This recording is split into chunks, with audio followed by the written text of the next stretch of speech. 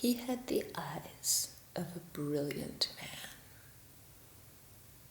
and a dance that I needed to taste. He saw me too, refusing to say yes to any man whose company I wouldn't enjoy. The first time we saw each other, seeing each other, just 2 glances, meeting. But the second time, I got caught. The crowd, the music, the swirl of dresses gone. I saw through his naked eyes into his soul. Psst. On the 3rd night, we danced. Nothing could have prepared us. We stepped innocently onto the dance floor. "Nice to see you," I said. We embraced, and my brain shut down, and my body took over. And we came together like 2 halves of a ripped-apart heart. From the first moment our hands touched, we were one animal. I realized why we spend so much time and money working on dance technique. It's so we don't fall the fuck over when this happens. For this was no dance. This was... Our skins fused. Our mind was one mind. And even though we were smooshed together, the distance between us was painful, and I knew that the only logical place where he could possibly belong in this whole universe was inside me. We surreptitiously caressed each other. Each caress a surprise and a delight. Odysseus was finally home from the wars. We reveled in an agony of famished joy, hidden in a suit and a black dress. His arm unconsciously constricted around me, crushing me to him as if we were naked in bed together. It could not stop itself.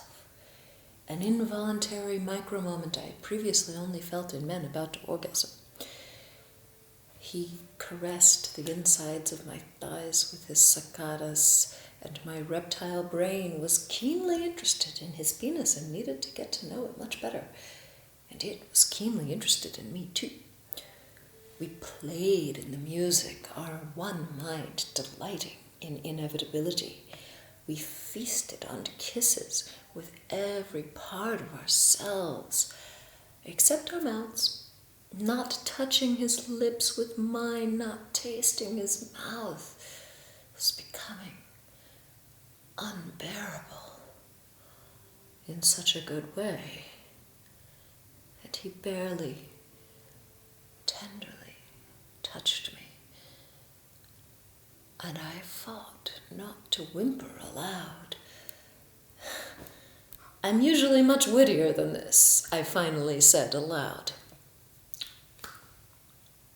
The last tango of the night. He embraced me. My body waited, and then some force outside me suctioned my whole arm and hand through the air so strongly that my hand landed on his back with such a loud whap. Everyone heard it. "Come here," my body said, and my brain chastised me for being unfeminine. But my brain was not running the show. My breasts mashed themselves high up against him with minds of their own. My back arched, and electricity shot through my spine. My rump presented itself like that of a mandrill in heat. "Pull yourself together," I reprimanded myself. I fought for technique.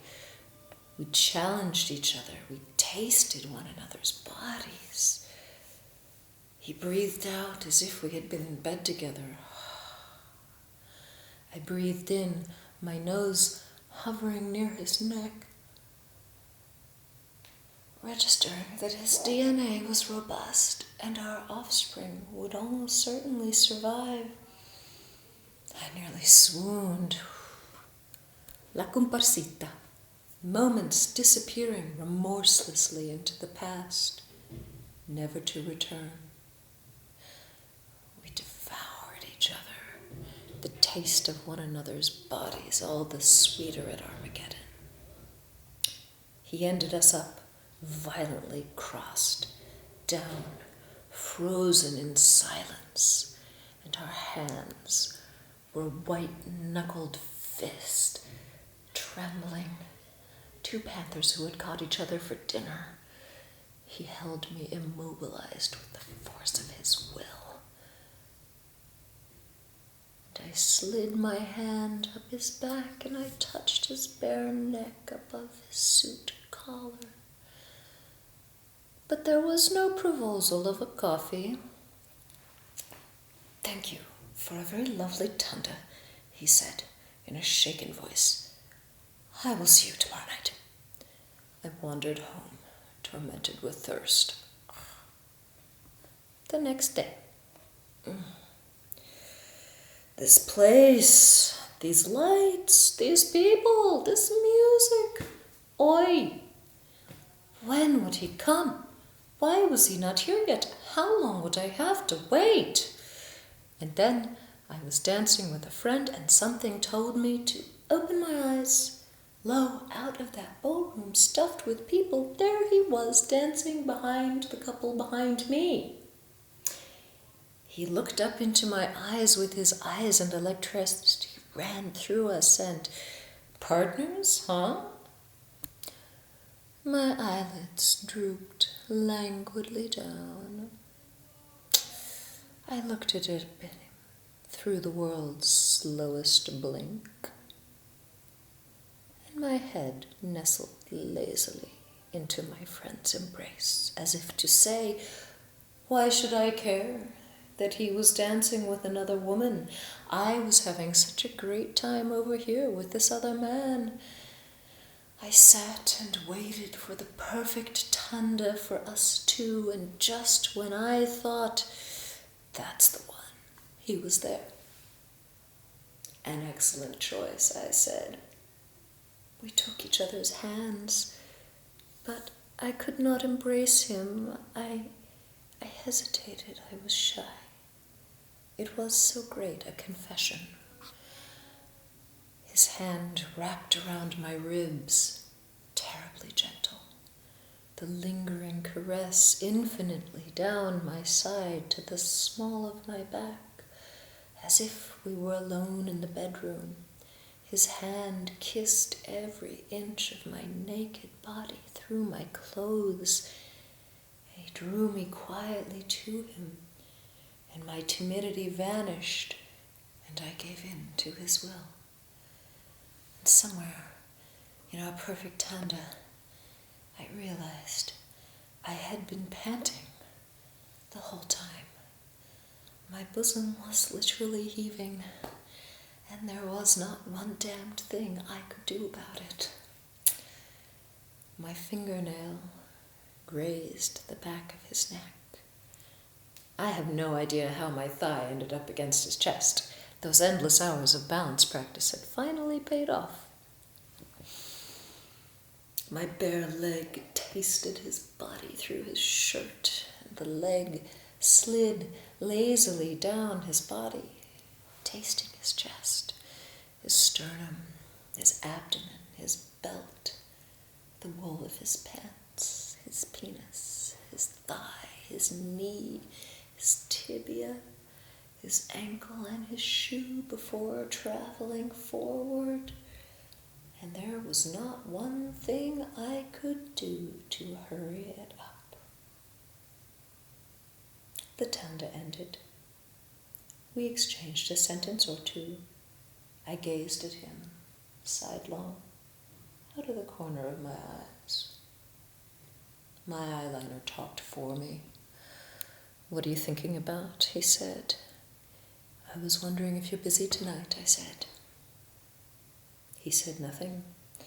He got invisibly larger, and he put himself right in front of me, a war I hoped to lose.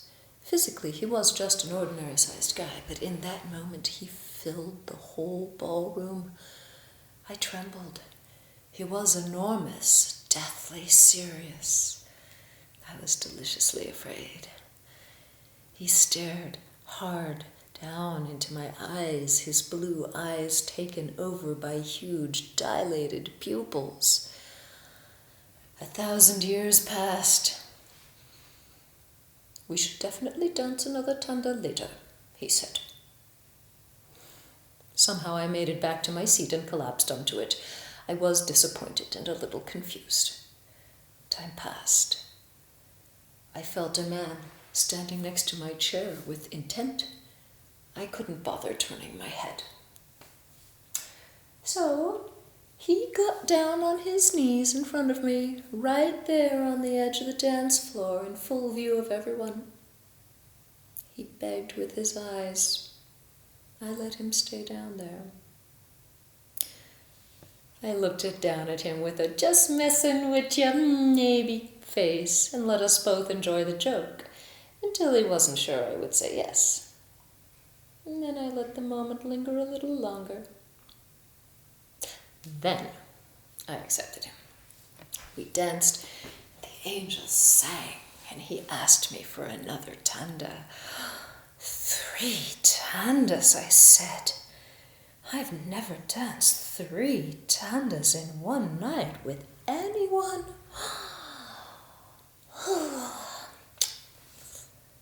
The last song of our last tanda. "Perfect, I love this one," I said. "La vida es corta y hay que vivirla." "What does that mean?" he asked. I looked him in the eye. "Life is short and you gotta live it," I said. He met my eye in silence. We ended with a jovial milonga, laughing and admiring our clever jokes.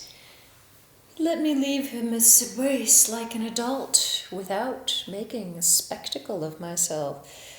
But inside, I was throwing myself on the floor and kicking and screaming and clinging to his ankles and wailing, "Don't leave me!" He said, "Thank you," in the world's most apologetic voice. I sat. And an insultingly short time later, he came dancing by with some ordinary blonde dumpling, probably named Brittany. No chic, not a real dancer, no chemistry. He looked to me many times, searching for my eyes, but I would not give him the satisfaction. I was much too busy looking somewhere else.